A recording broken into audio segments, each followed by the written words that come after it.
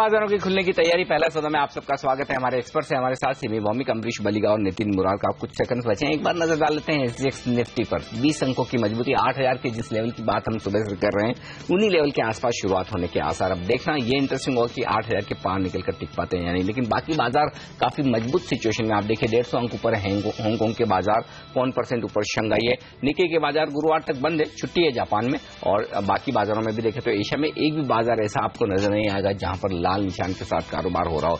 ये संकेत काफी बेहतर है शुरुआत करने के लिए कि दुनिया भर के बाजारों में रिकवरी आती हुई दिख रही है। और 2 दिनों की कमजोरी के बाद अमेरिकी बाजारों में भी कल हमने एक उछाल देखा था। पहली टिक आपकी स्क्रीन पर आती हुई सेंसेक्स और निफ्टी पर।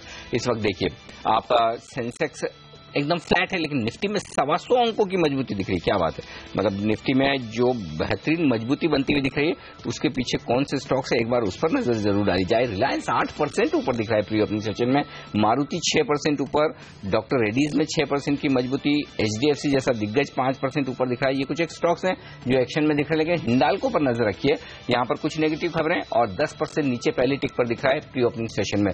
रुपए की चाल पर नजर डाल ली जाए और देख लेते किस तरह का संकेत है वहां से। 5 पैसे की मजबूती, तो कल जितनी कमजोरी हुई थी रुपए में 5 पैसे की, आज उतनी की उतनी शुरुआती टिक पर मजबूती आती दिख रही। तो एकदम शांत कारोबार रुपए में, लेकिन 66 के ऊपर का लेवल रुपए में बरकरार। तो ये एक अच्छा संकेत है करेंसी मार्केट में कि करेंसी स्टेबल होती हुई दिख रही है एक अलग जोन में आके। कम से कम ये संकेत आप वहां से ले सकते हैं। आईडीएफसी ये है स्टॉक जिस पर अब नजरें होंगी और आपसे राय लेना चाहता हूं अमरीश, क्या करना चाहिए। 5 अक्टूबर को रिकॉर्ड डेट है और 1 अक्टूबर से ये अपने बैंकिंग ऑपरेशन भी शुरू करेंगे। आज 2 इंटरेस्टिंग रिपोर्ट्स आ रही है। एक गोल्डमैन की तरफ से जिन्होंने बिकवाली की राय दी है, लक्ष्य घटा दिया, 180 से 115 किया है, सरप्राइजिंग है थोड़ा। और मॉर्गन स्टैनली भी 200 से लक्ष्य घटाकर 175 कर रहा है। बैंकिंग ऑपरेशन शुरू करने की तैयारी, लेकिन उससे पहले एफआई ब्रोकरेजेस नेगेटिव हो रहे हैं, क्या करना चाहिए। आई एम क्वाइट सरप्राइज्ड, पर मुझे लगता है कि it will take a while for the banking operations to stabilize. तो शायद from that point of view they have given और they have reduced the targets.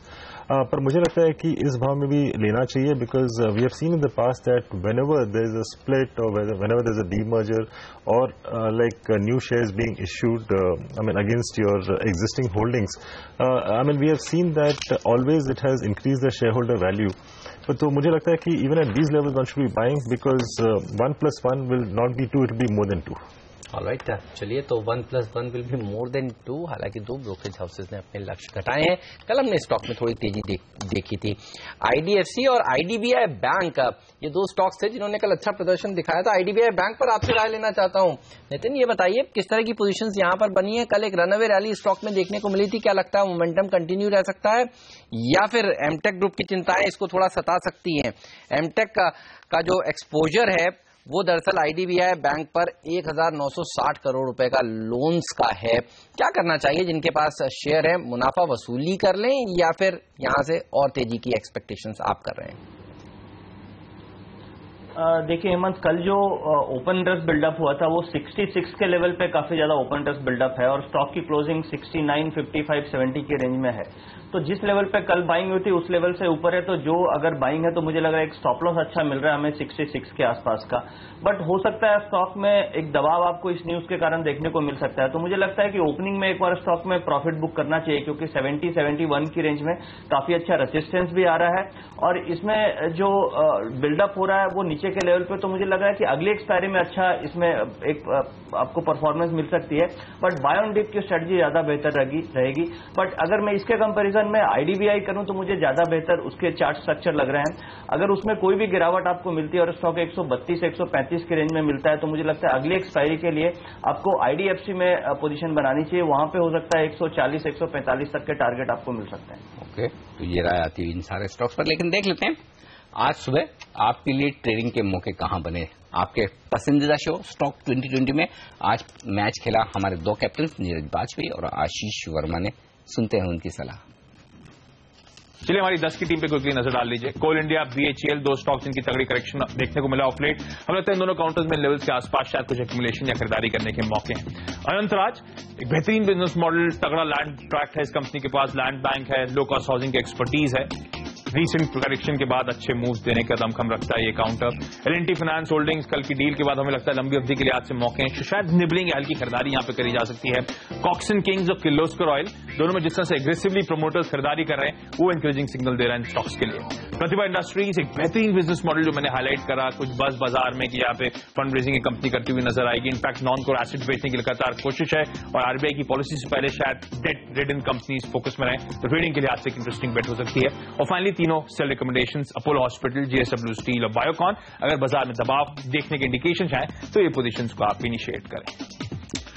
10 की टीम में देखिए आप हिंडाल्को बिकवाली की सलाह होगी क्योंकि टेक्निकली वीक लग रहा है सेक्टर्स को, लेकिन वहीं अशोक लेलैंड एमएमटीसी इनमें खबरें हैं, एक अपने आम की लिस्टिंग करने जा रही है एमएमटीसी में स्टेक बेचेंगी, आईएक्स में चलती खरीदारी करिए। वहीं एडुकॉम्प एक बेहतरीन पिक हो सकती है, लंबी तेजी इसमें बढ़ सकती है क्योंकि बहुत ही अंडर वैल्यूड है स्टॉक और तमाम सारे नए ट्रिगर से स्टॉक के लिए बनते हुए दिख रहे हैं। इंडोकॉन अकाउंट में खरीदारी करके चलिए, ये भी एक टेक्निकल कॉल है। लेकिन इन्फोसिस और टेक महिंद्रा दो आईटी स्टॉक है सेक्टर से लगता है कि आज आईटी में अच्छा बाउंस देखने को मिल सकता है, तो यहाँ पर खरीदारी बनती है। नेल्को टाटा पावर के साथ मर्जर की बहुत स्ट्रांग खबरें और स्टेक के बढ़ाने की बातचीत चल रही है सेक्टर से लगता है कि ये भी स्टॉक आज आपके रडार पर रहना चाहिए, एक अच्छी तेजी इसमें बनती हुई दिख रही है। स्पार्क में भी खरीदारी की सलाह होगी, कंपनी राइट्स इशू लेके आ रही है। और वहीं तमिलनाडु न्यूज प्रिंट एक अंडर वैल्यूड स्टॉक है जहां पे बहुत ज्यादा इंटरेस्ट देखा जा रहा है, खरीदारी की यहाँ पर सलाह होगी। तो ज्यादातर बल्लेबाजी की सलाह आज हो यानी खरीदारी की सलाह होगी, एक स्टॉक में वाली के लिए भी होगा।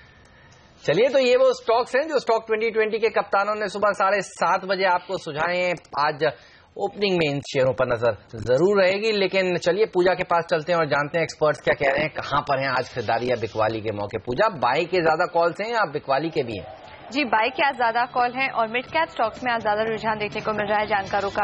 जय ठक्कर ने यहाँ पर डिशमैन फार्मा में खरीदारी करने की राय दी है। इनका मानना है कि मोमेंटम इंडिकेटर्स काफी स्ट्रांग है चार्ट्स पर और 2 दिनों में 279 तक के लेवल्स इस स्टॉक में देखने की उम्मीद है, तो यहाँ पर तेजी करके चलने की राय होगी। इसके अलावा जेके दोषी ने स्ट्राइड जाइकोलैब में खरीदारी करने की राय दी है। टेक्निकल इंडिकेटर्स काफी पॉजिटिव है यहाँ पर और 2 से 3 दिनों में इनका मानना है कि 1232 तक के टारगेट ये स्टॉक में देखने को मिल सकता है, तो यहाँ पर भी तेजी करने की राय, अच्छा रिटर्न यहाँ पर देखने की उम्मीद है। इसके अलावा कृणाल दायमा ने सीएट में खरीदारी करने की राय दी है।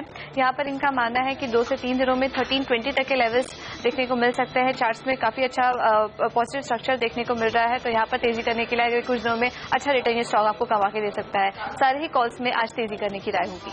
तो सारे कॉल्स खरीदारी की तरफ, लेकिन देख लेते हैं हमारे साथ सिमी भौमिक, और सिमी भी क्या बाकी बचे हुए 2 कॉल्स में खरीदारी की राय रखती हैं? बताइए सिमी।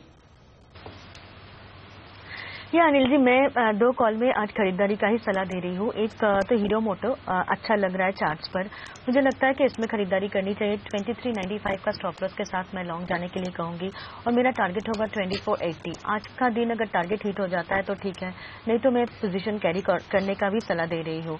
वोल्टास एक स्टॉक जो कल बहुत ही लो लेवल से रिकवरी दिखाया था और मुझे लग रहा है कि आज भी वो मोमेंटम बरकरार रह सकता है, तो वोल्टास में मेरा खरीदारी करने का सलाह होगा। 254 के नीचे स्टॉप लगा के मैं लॉन्ग जाने का सलाह दे रही हूँ। मेरा टारगेट होगा 265 से 67 का। इंट्राडे का कॉल है वोल्टास। राइट, चलिए, तो ये स्टॉक्स हैं जहां पर आज आप ट्रेडिंग करके पैसा बना सकते हैं। हमारे एक्सपर्ट्स आपको ये राय दे रहे हैं, लेकिन आज भी मिड कैप्स में अच्छी तेजी देखने को मिल सकती है। इस तरह के संकेत देखने को मिल रहे हैं। काफी सारे मिड कैप्स आप देखिए जहां पर आज तेजी बन रही है, वो हमारी स्क्रीन पर है।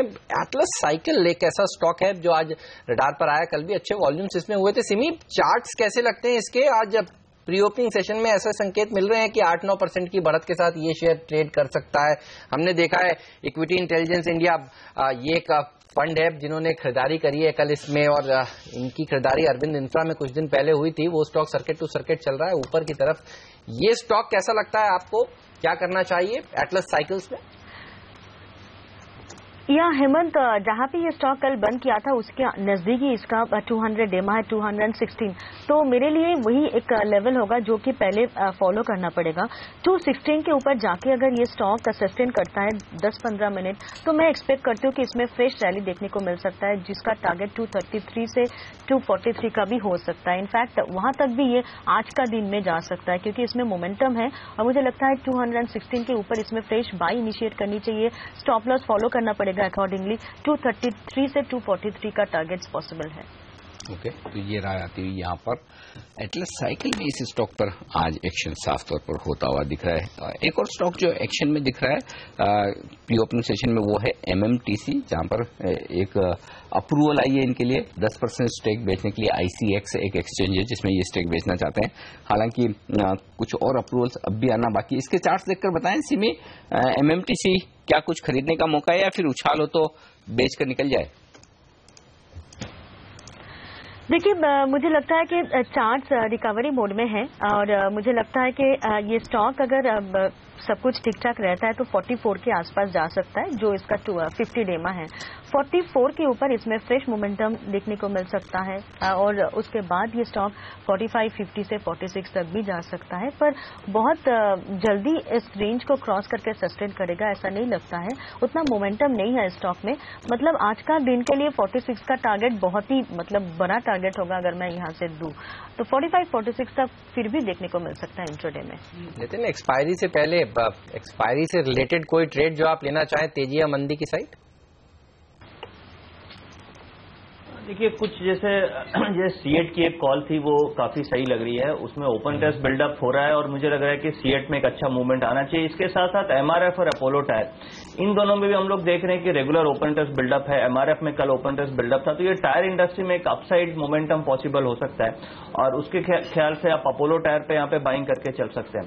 अगर आप सेल साइड में देखो तो मुझे लगता है कि डॉक्टर रेड्डी और JSW स्टील, ये दो स्टॉक में थोड़ी शॉर्ट पोजीशन बन रही है, तो पॉसिबल है कि डॉक्टर रेड्डी और JSW स्टील, इन दोनों में कम से कम 2 से 2.5% का एक डाउन साइड आपको मिल सकता है। ओके, नितिन, दो स्टॉक जो आज लास्ट डेट है जिनमें बोनस की और कल से एक्स बोनस हो जाएंगे, कोलगेट और डिवीज लैब, वायदा कारोबार में क्या कुछ एक्शन हो सकता है कल से? क्योंकि काफी लोगों ने बोनस के लिहाज से कैश मार्केट में खरीदारी की होगी और वायदा कारोबार में बिकवाली की होगी, तो क्या ये समझना ठीक है कि कल से वायदा कारोबार में थोड़ी शॉर्ट कवरिंग, थोड़ी खरीदारी आ सकती है? इस लिहाज से कोलगेट, डिवीज कुछ खरीदेंगे आप या क्या ट्रेड लेना चाहेंगे इन दो शेयरों में?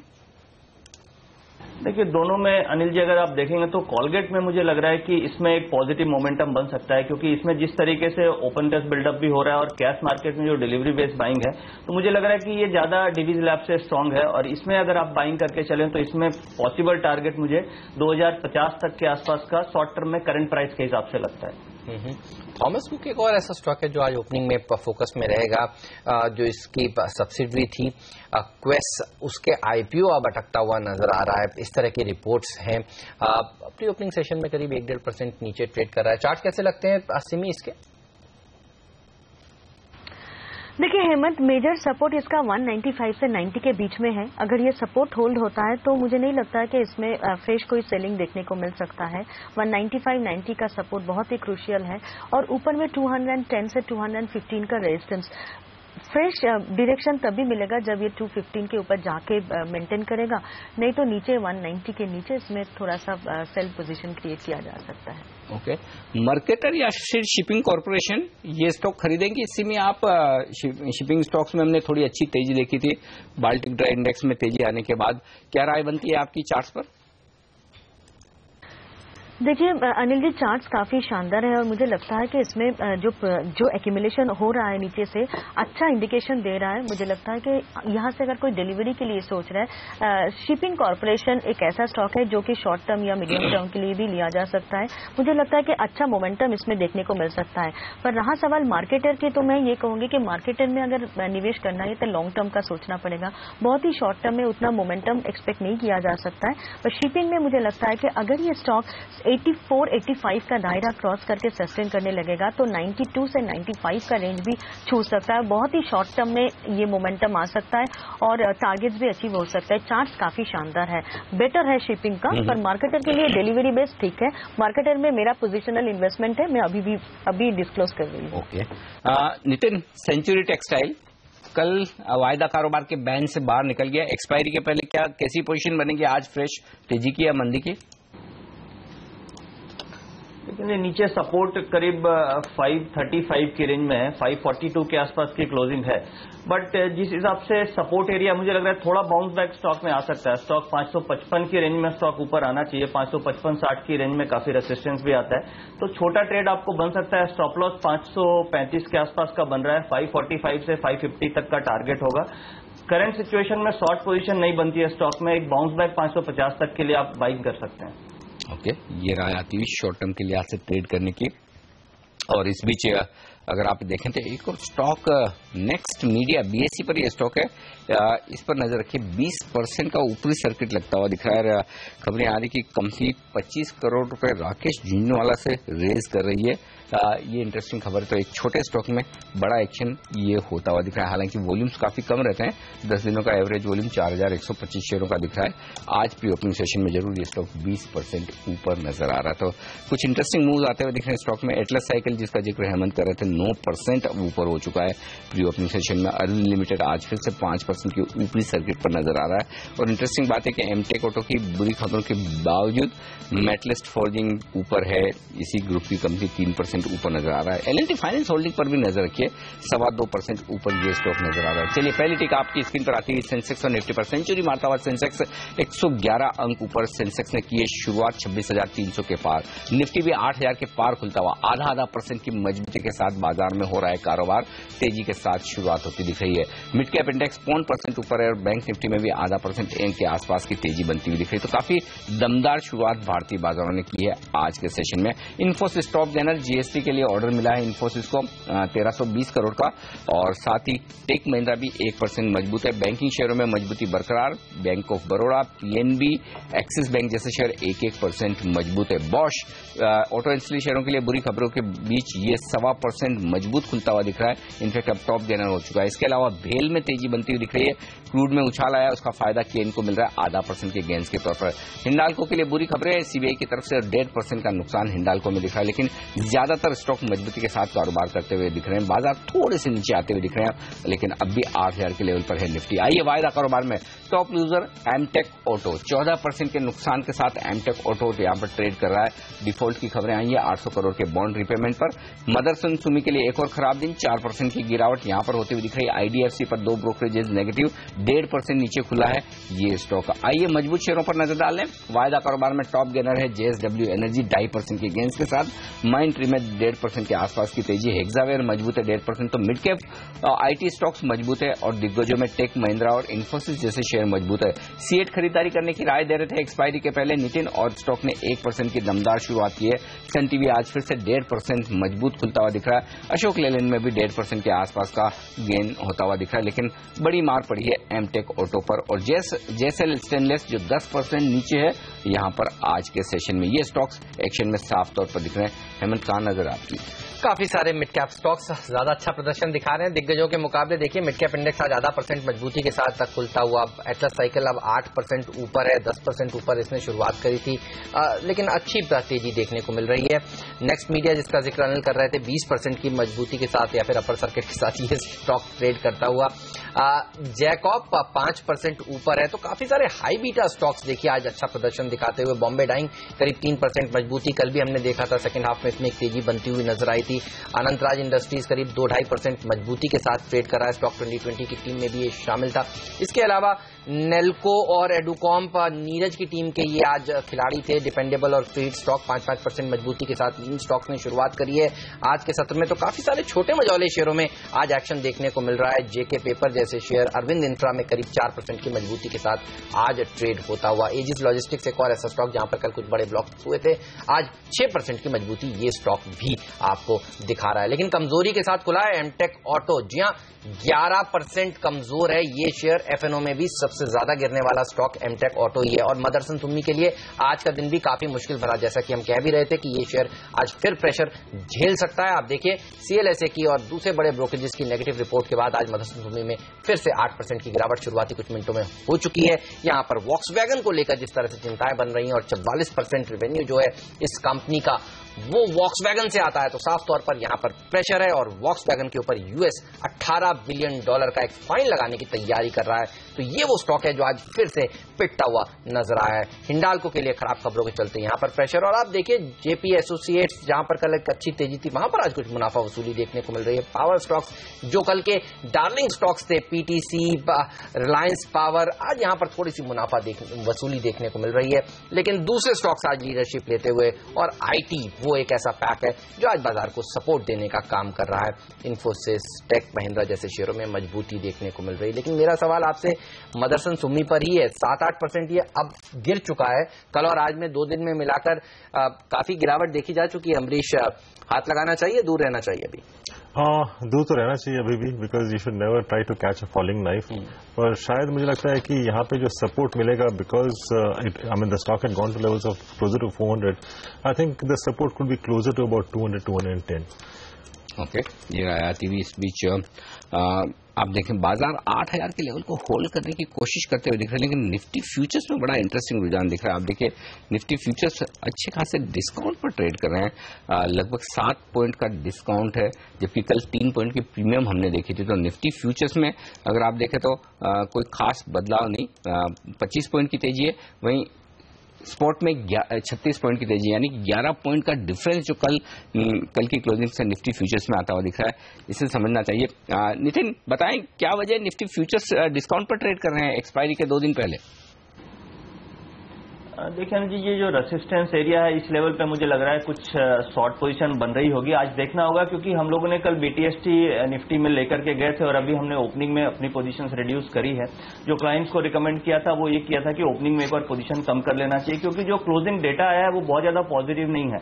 अभी आपको वर्ल्ड मार्केट से सारे क्यूज पॉजिटिव मिल रहे हैं, बट जो एफआईज का डेटा है वो बहुत ज्यादा पॉजिटिव हमें नहीं दिखा। तो यहाँ पे हमें देखना पड़ेगा कि ऊपर के लेवल पे ये सस्टेन करता है कि नहीं करता है। ऊपर जो रेसिस्टेंस आ रहा है 8055 स्पॉट के हिसाब से, जो लास्ट 3-4 दिन पहले के हाइज है, वो काफी अच्छा एक स्ट्रांग रेसिस्टेंस की तरह दिख रहा है। अगर मार्केट में थोड़ा भी यहां से करेक्शन आती है, इस लेवल पे शॉर्ट पोजीशन नहीं बनानी चाहिए। एक बार पोजीशन जो लॉन्ग है उसको काट के वेट करना चाहिए।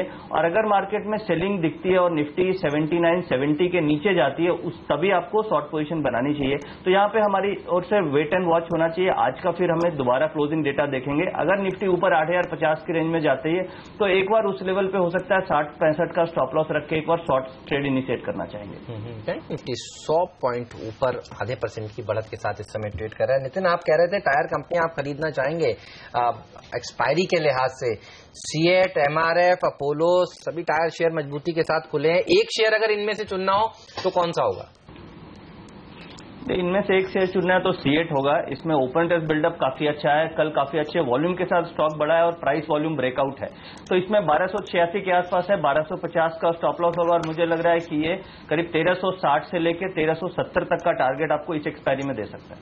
ओके, तो सीएट यहाँ पर एक बेहतरीन स्टॉक हो सकता है। अशोक लेलैंड की चार्ट्स देखकर बताएं सिमी, क्या कोई मौका है खरीदारी का? इस स्टॉक में भी एक अच्छी तेजी के आसार बनते हुए दिख रहे हैं। वायदा कारोबार में टॉप गेनर है इस वक्त 2.5% के गेन्स के साथ। देखिए अनिल जी, मैं काफी बुलिश हूँ और मुझे लगता है कि स्टॉक में जो मोमेंटम है हो सकता है बरकरार रहेगा शॉर्ट टर्म में, और मेरा टारगेट 94-95 का तो फॉर मिनिमम है। उसके बाद ये स्टॉक और ऊपर जा सकता है। पर फिलहाल मैं सिर्फ यही कहूंगी कि लास्ट 3-4 ट्रेडिंग सेशन में मैं इसको 90-91 के आसपास रेजिस्टेंस आते हुए देखा था। तो अभी 90-40 के आसपास है और 91 के आसपास मतलब कभी भी जा सकता है, पर उसके ऊपर सस्टेन नहीं करेगा तो इंट्राडे के लिए फ्रेश मोमेंटम पॉसिबल नहीं है। इसमें मैं इतना अच्छी तरह से लेवल्स देख रही हूँ क्योंकि इसमें मेरा वेस्टेड इंटरेस्ट है, मेरे क्लाइंट्स के पास भी है और मेरे पास भी पोजीशन है। तो मैं ये कहूंगी कि ओवरऑल जो मोमेंटम है, जो पोटेंशियल है 98-99 तक भी जा सकते हैं शॉर्ट टर्म में, पर इंट्राडे के लिए फ्रेश मोमेंटम 91 के ऊपर ही एक्सपेक्ट कीजिए, क्योंकि लास्ट 5 ट्रेडिंग सेशन का 90 से 91 के बीच में रेजिस्टेंस इसका हो सकता है वापस सेलिंग प्रेशर अट्रैक्ट कर सकता है। मिड कैप्स और स्मॉल कैप्स में भरपूर एक्शन है। आशीष ने जो टीम आज 2020 में उतारी थी उसमें प्रतिभा इंडस्ट्रीज देखिए अब 6% मजबूत है। आशीष का फ्री हिट स्टॉक था, अनंतराज करीब जो डिपेंडेबल स्टॉक था वो 5% की मजबूती दिखा रहा है। तो साफ तौर पर रेट सेंसिटिव में तेजी देखने को मिल रही है। सिमी, ये बताइए आपको अगर कोई एक रेट सेंसिटिव चुनना हो अब से लेके अगले मंगलवार तक, अगले मंगलवार को आरबीआई की बैठक होने वाली है, तो कौन सा वो स्टॉक होगा जहां पर आप तेजी खेलना चाहेंगी? माना यही जा रहा है कि एक कम से कम 25 बेसिस पॉइंट का तो रेट कट गवर्नर साहब देंगे ही। आज एक बैठक भी है गवर्नर साहब की और एफएम की 5 बजे।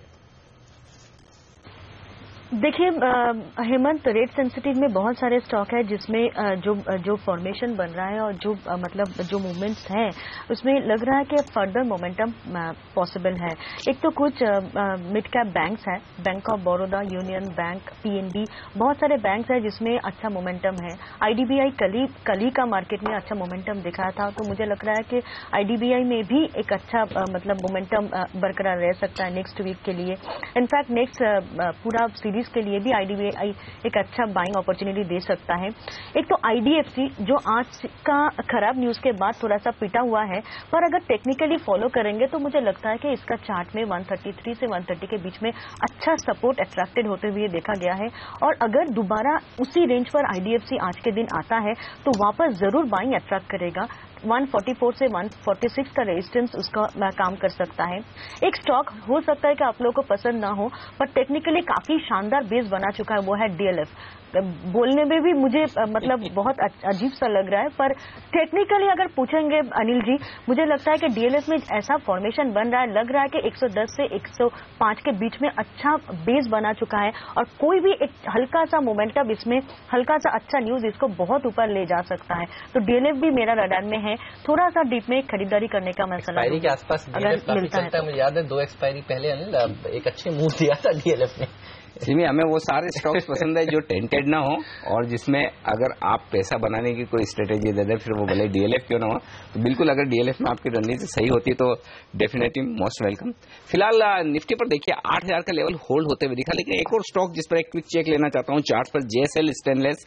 हालांकि खबर ये आई कि कल पंजाब और हरियाणा हाईकोर्ट ने इनके मर्जर को अप्रूवल दी है, लेकिन उसके बाद स्टॉक 13% गिरा है। और 7 दिन का चार्ट आपके सामने हाजिर करेंगे, क्योंकि मेरे ख्याल से 25 से 30% की एक अच्छी रनअप इस स्टॉक ने दिखाई थी और उसके बाद खबर आने के बाद काफी तेजी से गिरता हुआ दिख रहा है भारी भरकम वॉल्यूम के साथ। क्या कह रहे हैं चार्ट्स? देखिए Anil ji, last 3-4 trading session में जितना अच्छा मोमेंटम इसमें था, जितना अच्छा वॉल्यूम के साथ ये स्टॉक बढ़ा था, उसके बाद टेक्निकली पॉसिबल नहीं था कोई भी करेक्शन। पर आज का न्यूज के बाद ये स्टॉक नीचे आ रहा है और इसका मतलब ये है कि जहां से ये मोमेंटम चालू हुआ था ये स्टॉक वापस उसी लेवल पर जा सकता है। 41 का इनिशियल सपोर्ट होगा जो कि कल का लो भी है, वो 41 का लेवल अगर टूट जाता है इस मोमेंटम में तो ये स्टॉक 38-37 के आसपास भी सेटल कर सकता है, जहां से इसका मेजर ब्रेकआउट हुआ था। मतलब 37 के आसपास से 18 सितंबर का इसका रैली हुआ था और उसी लेवल तक ये स्टॉक वापस आ सकता है अगर 41 का लेवल भी टूट जाए तो। ऑलराइट, चलिए फिलहाल आप देखिए बाजार 8000 के स्तर को होल्ड कर रहा है निफ्टी, और आज आईटी सेक्टर काफी अच्छा प्रदर्शन दिखा रहा है। विप्रो हो या फिर टेक महिंद्रा, इन्फोसिस, ये सब 1 से 1.5% मजबूत है और यहाँ पर मजबूती अब बढ़ती जा रही है। इसके अलावा अगर आप देखें माइंडट्री 3.5% की शानदार बढ़त दिखा रहा है। तो आईटी एज अ पैक पर नजर रखिए, ये पैक काफी बेहतरीन प्रदर्शन दिखाता हुआ। वक्त हो गया हमारे तीनों ही विशेषज्ञों से विदा लेने का। सिमी, अमरीश, नितिन, आप तीनों का धन्यवाद समय निकालने के लिए और आज इस खास चर्चा में शामिल होने के लिए। लेते हैं ब्रेक के बाद हमारे साथ पॉइनियर इन्वेस्ट कॉर्प के संदीप शेनॉय जुड़ेंगे और उनसे जानेंगे वो कैसे देख रहे हैं भारतीय बाजारों को। सब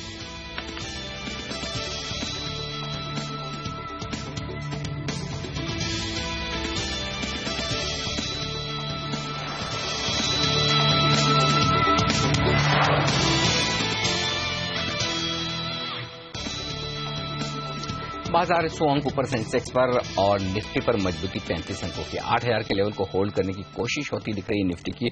आज की ट्रेडिंग रेंज देखिए, कैश में निफ्टी में 8021 का हाई है, 8001 का लो है। तो 20 पॉइंट की रेंज में निफ्टी अब तक ट्रेड करता हुआ दिख रहा है, लेकिन मजबूती मिड कैप शेयरों में 0.5% से ज्यादा की है। बैंक निफ्टी 0.5% मजबूत है, तो सारे इंडेक्स लगभग बराबर मजबूत होते हुए दिख रहे हैं। 900 शेयर मजबूती के साथ कारोबार कर रहे हैं, वहीं कमजोरी सिर्फ 250 शेयरों में इस वक्त आपको नजर आएगी। तो ब्रॉडर मार्केट में माहौल खरीदारी की तरफ आपको ज्यादा नजर आएगा, खासतौर से छोटे मझोले शेयरों में। तो ये इस वक्त का रुझान है। चलिए बाजार पर आगे राय लेते हैं और निवेश के मौके आपके लिए कहां बन सकते हैं इस तरह के बाजार में, ये जानने की कोशिश करते हैं। हमारे साथ पायनियर इन्वेस्ट कॉर्प के संदीप शेनॉय कार्यक्रम में शामिल हो रहे हैं। संदीप, नमस्कार, स्वागत है आपका CNBC आवाज पर। ये बताएं कि किस तरह से देखा जाए बाजार को।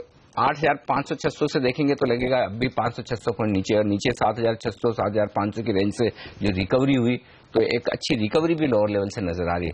क्या बाजार पर इस वक्त रुझान तेजी का रखना चाहिए? पहले 8500 की तरफ बढ़ेंगे या 7500 की तरफ? वेल अगर हमारे राय में अगर आप देखेंगे बाजार की स्थिति और रुझान जो है वो मुझे लगता है थोड़ा तेजी का है, लेकिन संक्षेप में अगर कहे तो it's a sell on bounce back, उस किस्म का माहौल बाजार में बनता जा रहा है। आपने देखा निचले स्तर से काफी अच्छा एक बाउंस बैक आया है। लोगों की ज्यादा आशा और अपेक्षा भी नहीं थी कि इस किस्म का बाउंस बैक आएगा करके, बट वो आ चुका है।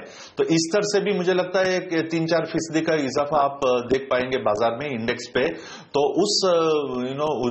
उस उछाल पे मैं ये कहूंगा कि आप अपना जो भी वीक स्टॉक्स है उससे आप अपना निवेश निकाल दीजिए, पूंजी थोड़ी फ्री कर दीजिए, क्योंकि बाजार में करेक्शन का दौर जो है वो अभी भी बरकरार है। It's a question of time before another round of severe correction comes. तो आम निवेशकों को मैं यही सलाह दूंगा कि ये सेल ऑन बाउंस बैक माहौल में अपने जितने भी वीक स्टॉक्स है उनसे आप अपना पोजीशन निकलवा दीजिए करके।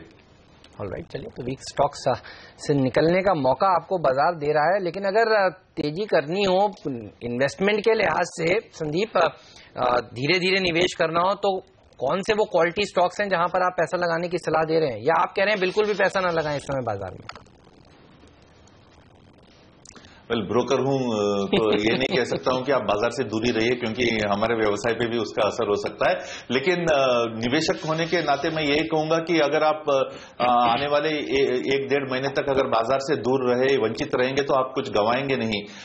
सेफ्टी के तरफ पे अगर आप देखेंगे तो आज के माहौल इस तरीके का हो रहा है हेमंत की कैपिटल प्रोटेक्शन और कैपिटल सेफ्टी सबसे ज्यादा अहमियत रखता है, ना कि ग्रोथ, क्योंकि ग्रोथ के चेस करते हुए कभी आप कैपिटल से ही हाथ न धो बैठे। तो इस किस्म के माहौल में मैं ये कहूंगा कि उसी क्षेत्र में या उसी स्टॉक्स में आप निवेश कीजिए जिनमें अगर आप 3 या 4 या 5% का गिरावट भी अगर बाजार में आ चुके, उसके बाद जो उछाल आएगा उसमें आप अपना पूंजी रिकवर कर पाएंगे, क्योंकि the correction could be severe, violent and sharp. Okay, तो फिलहाल करेक्शन काफी बड़े हो सकते हैं। ऐसे में अब जो नजर है आरबीआई की पॉलिसी पर 29 सितंबर को जो होने वाली है, जब आप कह रहे हैं कि शॉर्ट टर्म में बाजार थोड़ा ऊपर जा सकता है, क्या ये समझना ठीक है कि अब से लेकर 29 सितंबर तक बाजार पॉजिटिव रुझान में ज्यादा रहेगा और ऐसे में तब तक बाय ऑन डिप्स का बाजार है ये? अनिल जी, आप तो बहुत छोटे like on day to day term की भाषा में बात कर रहे हैं। मुझे लगता नहीं आम निवेशकों को इस किस्म के, वो प्योर व्यापारियों का रणनीति हो जाएगी। छोटे अवधि के निवेशक है उनको मुझे लगता नहीं इस किस्म की रणनीति अपनानी चाहिए। ये 3-4 दिन के लिए आपको शायद एक उछाल मिल भी सकता है, लेकिन उस उछाल के बाद आपको एक गैप डाउन ओपनिंग हो गया तो आप इनमें से निकल भी नहीं पाएंगे। तो मुझे लगता है वो रणनीति जो है वो डे ट्रेडर्स के लिए आप सीमित रखेंगे तो बेहतर रहेगा। बट फॉर अ इन्वेस्टर और अ शॉर्ट टर्म इन्वेस्टर और अ लॉन्ग टर्म इन्वेस्टर मैं यही कहूंगा कि आप इस उछाल को सेल ऑन बाउंस बैक के तरीके से या उसी नजर से देखिए, बेहतर रहेगा। आप कह रहे हैं सेल ऑन बाउंस बैक, यानी उछाल में बिकवाली की राय होगी। ये बताइए, आपको क्या लगता है कौन से ऐसे सेक्टर्स हैं जहां पर सबसे ज्यादा प्रेशर देखने को मिल सकता है अगर बाजार करेक्ट होते हैं यहां से? तो वेल हेमंत, मैं ये कहूंगा कि सेफ सेक्टर्स अगर आप देखेंगे जिनमें ग्रोथ है, जिनमें कैश फ्लो है और जिनमें कहीं ना कहीं थोड़ी विजिबिलिटी आपको दिखा रहे हैं और जिनके जिस सेक्टर के ऊपर कोई काले बादल मंडरा नहीं रहे, तो वो क्षेत्र की तरफ अगर आप देखेंगे तो आपको शायद प्रथम में आईटी मिलेगा। भले ये क्षेत्र महंगा हो, it's not cheap, it's a costly sector, और to some extent health care which is again a very costly sector, and auto, उसमें थोड़ा आपको ग्रोथ भी दिख रहा है। तो मुझे लगता है सेफ्टी के लिए ये 3 सेक्टर ही आपके लिए अच्छा रहेगा, क्योंकि बाकी के सब category of stocks and category of sectors में अगर आप देखेंगे तो कैश फ्लो और ग्रोथ में काफी बड़े प्रश्न चिन्ह लगते हुए दिख रहे हैं, और जो आवाजें जो आ रही है कि इनमें ग्रोथ बहुत कम हो रहा है और शायद नेगेटिव में जा रहा है या इवन प्रॉफिटेबिलिटी में एक काफी अच्छा आप प्रेशर देख पाएंगे। तो इस किस्म के माहौल में बाकी सब क्षेत्रों में मुझे लगता है जो गिरावट आएगी तो काफी जो गति जो है वो काफी तीव्र हो सकती है। और इस बीच देखिए बाजार में थोड़ी प्रॉफिट बुकिंग आती दिख रही है ऊपर के लेवल से। अब 8000 के नीचे आता हुआ दिख रहा है निफ्टी, हालांकि 1/4% की मजबूती अब भी बरकरार है। 20 अंक ऊपर है निफ्टी और 65 अंक ऊपर आपको सेंसेक्स नजर आएगा, लेकिन कुछ हल्के होते हुए दिख रहे हैं। लोअर ऊपर के लेवल से लगभग कह सकते हैं 25 अंकों की प्रॉफिट बुकिंग निफ्टी पर आती हुई दिखी है। तो जितने ऊपर हम दिख रहे हैं उससे कहीं ज्यादा ऊपर से नीचे आ चुके हैं। और इस बीच देखिए निफ्टी जूनियर एकदम फ्लैट हो चुका है, लाल निशान में फिसलता हुआ दिख रहा है। बैंक निफ्टी पे भी जो मजबूती है वो काफी हद तक कम होती हुई नजर आ रही। तो 8,000 के ऊपर टिके रहने में थोड़ी सी मुश्किल दिख रही है, ऐसा लग रहा है निफ्टी पर, लेकिन ऐसा भी नहीं कि बहुत ज्यादा कमजोर हुए हों। तो कंसोलिडेशन का मूड माहौल बरकरार है इस वक्त बाजार में। ऐसे में ये बताएं संदीप, फिर आपको मौके कहाँ दिखते हैं? अगर किसी को पैसा लगाना है इस बाजार में तो कहाँ आपकी पसंद होगी, कहाँ आप पैसा लगाएंगे? अनिल जी, जैसे कि मैंने 3 क्षेत्रों के नाम लिए, मुझे लगता है उन क्षेत्रों के दिग्गजों में अगर आप निवेश करेंगे एक साल के नजरिए से, तो भले बाजार में काफी अच्छी वॉलेटिलिटी हो या तीव्र गति की वॉलेटिलिटी हो, तो मुझे लगता नहीं आप कुछ हारेंगे, क्योंकि साल के नजरिए से, 1 साल या 4 तिमाही के नजरिए से अगर आप निवेश करेंगे तो मुझे लगता है आप अच्छा खासा मुनाफा भी पाएंगे उनमें। Volatility will be there, but you will still make decent amount of profits on this sectors. Alright, चलिए, शुक्रिया संदीप आपका समय निकालने के लिए, इस खास चर्चा में शामिल होने के लिए। बाजार पर नजर रखिए, बाजार में आप देखिए ऊपरी स्तरों से थोड़ी सी मुनाफा वसूली देखने को मिल रही है, लेकिन बुल्स कोशिश कर रहे हैं 8,000 का स्तर होल्ड हो। 7,996 के करीब इस समय निफ्टी ट्रेड करता हुआ। बैंक निफ्टी में मात्र 1.4% की बढ़त देखने को मिल रही है, लेकिन अभी भी Sensex Nifty, mid caps, bank Nifty, ये चारों ही सूचकांक हरे निशान में 1.4% की हालांकि बढ़त यहां पर देखी जा रही है। वक्त है ब्रेक का। ब्रेक के बाद हमारे साथ रेलिगेयर कैपिटल के एमडी और सीईओ गौतम त्रिवेदी जुड़ेंगे, उनसे जानेंगे वो कैसे देख रहे हैं बाजार के सेटअप को और यहां से आगे की रणनीति क्या अपनानी चाहिए आपको, उनसे पूछें।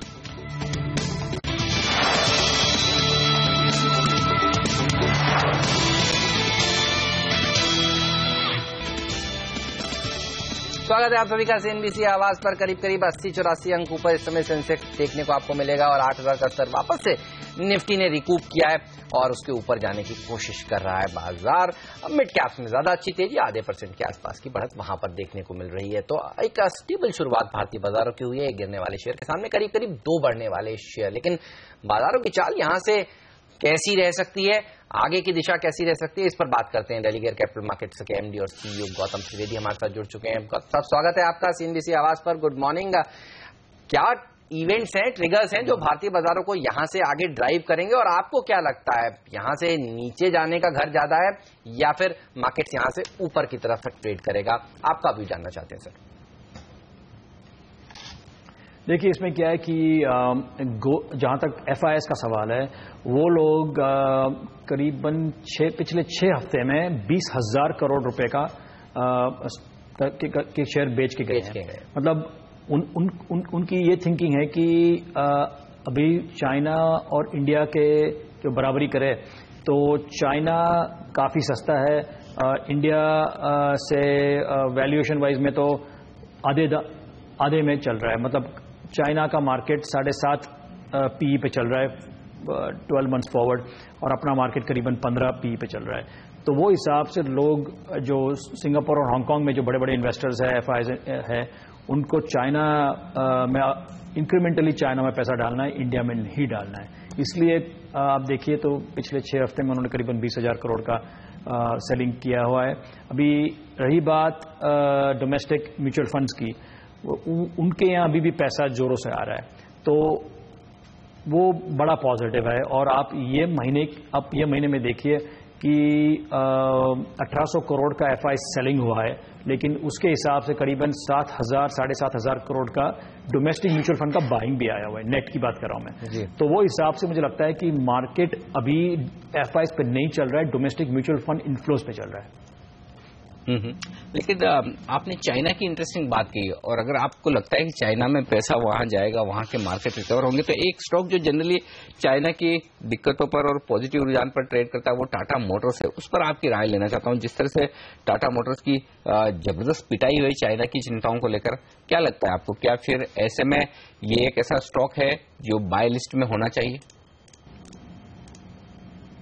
नहीं, जरूर होना चाहिए। जिस हिसाब से ये टाटा मोटर्स गिरा हुआ है, मुझे लगता है कि ये कुछ ज़्यादा हो गया है, और ये लेवल में तो ये डेफिनेटली खरीदना चाहिए, क्योंकि चाइना तो एक ही मार्केट है उनका, और इंक्रीमेंटली आप देखिए US में उनका प्रोग्रेस हो रहा है, यूरोप में भी डिमांड बढ़ रहा है। तो मतलब लगता तो नहीं है कि ये स्टॉक इतना खराब है।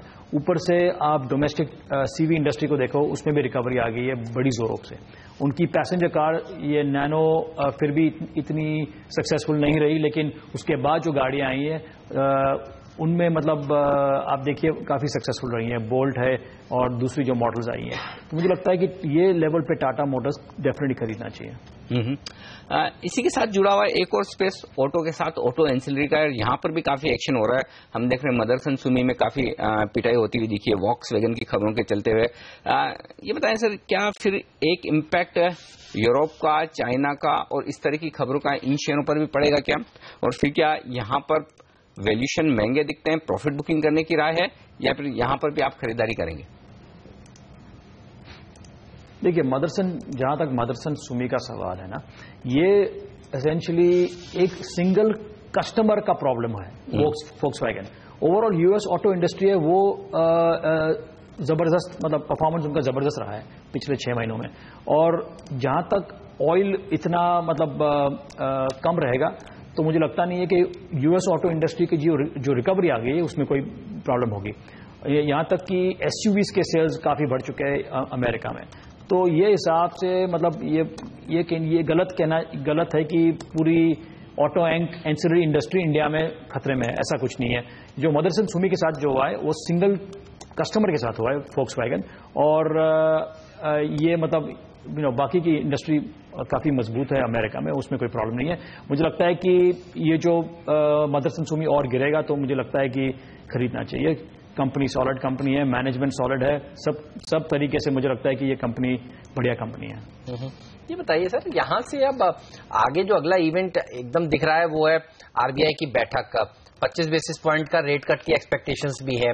आपको लगता है कि एक्सपेक्टेशंस इस समय प्राइस में बिल्ट इन है या फिर और तेजी ऊपर देखने को मिल सकती है? और कौन से इवेंट्स हैं जिस पर आपकी नजर है जो बाजार को यहां से ड्राइव करेंगे? आपने सही कहा कि ये जो 29 तारीख को जो बड़ा मतलब इवेंट काफी बड़ी है। मुझे लगता है कि 25 बेसिस पॉइंट्स का तो मतलब मार्केट ने फैक्टर इन कर दिया है। तो जो गवर्नर साहब 25 बेसिस पॉइंट काटते हैं तो मुझे लगता नहीं है कि इस मार्केट कुछ ज्यादा रैली करेगा। इसके बाद जो ज्यादा काटेंगे, 50 काटेंगे, तो मुझे लगता है कि ये बड़ा पॉजिटिव न्यूज होगा। आज की तारीख में किसी ने भी ये फैक्टर नहीं किया हुआ है। दूसरा जो बड़ा इवेंट है वो है अर्निंग्स सीजन, जो अभी शुरू हो जाएगी करीबन 3 हफ्ते में। तो मुझे लगता नहीं है कि कुछ बड़ा सरप्राइज आना चाहिए। अर्निंग्स में भी अभी एक्सपेक्टेशंस काफी वीक है, और अनलेस ऑफकोर्स अर्निंग्स और भी खराब निकले तो अलग बात है। लेकिन ये तो जो इवेंट है, जो 25 बेसिस पॉइंट्स काटे आरबीआई और जो अर्निंग्स साधारण रहे, तो मुझे लगता नहीं है मार्केट पे कुछ बड़ा इम्पैक्ट आएगा। इसके अलावा एक इवेंट जिस पर सबकी नजर है वो है बिहार के इलेक्शंस पर। आपका अपना व्यू जानना चाहता हूं सर। 5 फेजेस का जो इलेक्शंस है 12 अक्टूबर से शुरू हो जाएगा, यानी अगली सीरीज से उसकी शुरुआत हो जाएगी। हालांकि 8 नवंबर को इसका आउटकम आएगा। क्या लगता है, ये भी बाजार के ऊपर एक बड़ी अनसर्टेनिटी है और बाजार इससे जूझेंगे? आपका अपना व्यू क्या है? देखिए, अभी कौन जीतने वाला है, कौन हारने वाला है, उसमें तो मेरा कोई व्यू नहीं है। लेकिन मैं इतना कह सकता हूं कि जो बीजेपी जीत जाएगी और सरकार बनाएगी बिहार में, तो ये मार्केट के लिए डेफिनेटली बहुत पॉजिटिव न्यूज रहेगा। सो आज की तारीख में मुझे लगता है कि किसी को मालूम नहीं है कि कि नीतीश जी या लालू जी का गठबंधन जीतेगा या बीजेपी का गठबंधन जीतेगा। किसी को मतलब इतना डिफिकल्ट है, बोल नहीं सकते कि कौन जीत सकता है। लेकिन जो बीजेपी जीत जाएगी तो मुझे लगता है कि मार्केट में डेफिनेटली पॉजिटिव इंपैक्ट आएगा। वैसे हम लोग 24, 25 और 26 अक्टूबर को हम लोग इन्वेस्टर्स को लेकर बिहार जा रहे हैं, कैंडिडेट्स को मिलने, आम आदमी को मिलने, जानने के लिए कि वहां पे क्या हो रहा है। इंटरेस्टिंग होगा। उसके बाद एक बार गौतम जी आपसे फिर से मुलाकात भी करेंगे, लेकिन इस बीच आपसे कुछ और सवाल लेने। पहले एक एक्शन जो मार्केट में दिख रहा है वो मैं दर्शकों के सामने रख दूं। कुछ बड़े सौदे होते दिख रहे हैं आज। मिड कैप स्टॉक्स में काफी एक्शन है। पहले तो ये देखिए, मिड कैप इंडेक्स दिन के हाई पर आता हुआ दिख रहा है, 12,900 के पार निकलता हुआ दिख रहा है। और कुछ जो बड़े ट्रेड्स हो रहे हैं मिड कैप इंडेक्स में, एक तो डाबर यहां पर लगभग 1.5 लाख शेयरों का कारोबार होता हुआ दिखा है। डाबर में आप देखिए एनएससी पर 280 रुपए के आसपास एक बड़ा ट्रेड होता हुआ दिख रहा है। बड़ा सौदा डाबर के काउंटर पर होता हुआ दिख रहा है, तो एक्शन डाबर में साफ तौर पर नजर आ रहा है। इसके अलावा एक और स्टॉक है डेन नेटवर्क। यहां पर 5-5 लाख शेयरों के 2 सौदे होते हुए दिख रहे हैं और डेन नेटवर्क में भी काफी इंटरेस्टिंग कारोबार होता हुआ दिख रहा है। काफी बड़ा वॉल्यूम कुल मिलाकर 10 लाख शेयरों का हुआ है 126 रुपए 80 पैसे पर और लगभग 0.5% से ज्यादा की हिस्सेदारी डेन नेटवर्क की बदलती हुई दिख रही है। तो ये एक और स्टॉक है जो एक्शन में दिख रहा है। पैंटालून फैशंस यहां पर 0.1% हिस्सेदारी बदली है कंपनी की और एनएससी पर भी यहां पर ट्रेड हुआ। पैंटालून फैशंस पर एक बार आप नजर रखिए, 7 लाख शेयरों से ज्यादा का कारोबार होता हुआ दिखा है और 0.1% हिस्सेदारी बदली है पैंटालून फैशंस की और ये ट्रेड हुआ है 225 रुपए के आसपास। तो काफी इंटरेस्टिंग बड़े वॉल्यूम्स के साथ कारोबार होते हुए दिख रहे हैं। ग्लेनमार्क फार्मा में भी लगभग 3.5 लाख शेयरों का कारोबार हुआ है। तो कई सारे इंटरेस्टिंग मिड कैप्स जो एक्शन में आज के सेशन में दिख रहे हैं और ऐसे में कुछ बेहतरीन मिड कैप्स पर आपसे राय लेना चाहता हूं गौतम जी। फार्मा स्पेस क्या आपको पसंद है और यदि हाँ तो कोई मिड कैप फार्मा स्टॉक जहां पर आपकी नजर हो, आपको लगता है खरीदारी का मौका दिख सकता है, क्योंकि ग्लेनमार्क में भी आज हम एक बेहतरीन एक्शन देख रहे हैं। नहीं, आपने ये सही पूछा क्योंकि हमने कल शाम को ही हमारा लकी 13 जो हमारे 13 mid cap stocks, top mid cap stocks के पिक्स है, ये हमारा तीसरा एडिशन है और ये रिपोर्ट हमने कल शाम को ही रिलीज किया है। उसमें स्ट्राइड्स आर्कोलैब हमारा top mid cap pharma pick है, तो ये सबसे हमको ये स्टॉक पसंद है। और बाकी के कुछ और स्टॉक्स बताइए और ये बताइए इस रिपोर्ट का नाम आपने कहा लकी 13, लकी 13 का नाम रखने के पीछे का लॉजिक भी बताएं सर। ये थोड़ा भ्रम, मुझे लगता है कि ये 13 नंबर अनलकी है, गलत है वगैरह, तो उसको उसी की वजह से हमने करीबन 3 साल पहले ये हमने मतलब हम करीबन 150 स्टॉक कवर करते हैं, आज 150 स्टॉक कवर करते हैं, तभी करीबन 120-125 कवर करते थे और हम लोग ने सोचा कि क्यों ना एक नया प्रोडक्ट निकाले जहां पे हमारे टॉप मिड कैप कंपनीज को फीचर करें। तो जब हमने सब रिसर्च एनालिस्ट के साथ बैठ के लिस्ट बनाया तो लिस्ट में 13 आ गए। तो किसी ने बताया कि ये 13 तो अनलकी होता है। मैं बोला भाई 13 अनलकी नहीं होना चाहिए, इसको लकी 13 कर लेते हैं और इसके बाद ये सचमुच लकी 13 निकला है। तो ये मैं आपको रिपोर्ट भेज दूंगा, लेकिन इसमें बेसिकली आप देखेंगे तो ये रिपोर्ट में पहला एडिशन जो था और दूसरा एडिशन, दोनों एडिशन जो निकले थे, एक लास्ट ईयर था और एक उसके पिछले वाले साल में, तो दोनों एडिशन में CNX मिड कैप निफ्टी को मतलब उससे आउट परफॉर्म कर गया है। तो ये भी हमारी उम्मीद है कि ये तीसरा एडिशन जो हमने निकाला है वो भी आउट परफॉर्म करेगा। बिल्कुल, हम उम्मीद करते हैं कि इसी तरह की बेहतरीन परफॉर्मेंस आपके इन 13 शेयरों की और दिखे। लेकिन FMCG स्पेस पर आपसे राय लेना चाहता हूं, क्या वहां पर आपको इंडिया स्टोरी मजबूत नजर आती है और उस लिहाज से कहीं कोई निवेश के मौके नजर आते हैं, कुछ खरीदेंगे आप?